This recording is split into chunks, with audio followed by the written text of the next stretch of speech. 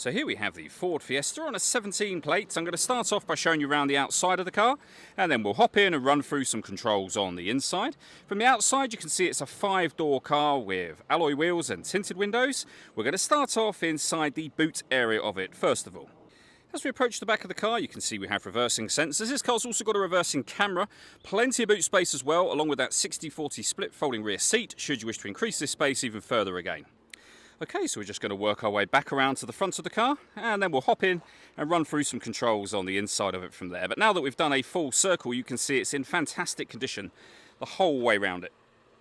Just briefly before we climb in, I think it's well worth seeing the interior from this exterior point of view. There's plenty to run through on the dashboard, so let's hop in and we'll do that now.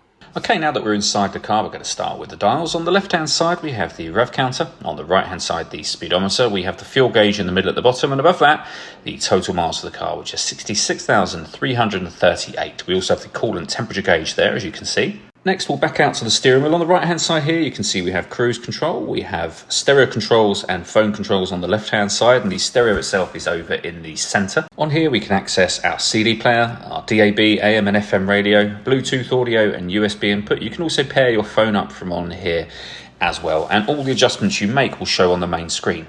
On the screen, you'll also see that we have a full colour reversing camera for the car as well. Moving our way down, you can then see we have climate control. We've got a heated rear screen, heated front screen. We've also got heated driver and passenger seats with 2 different heat settings each, and a 5-speed manual gearbox as well.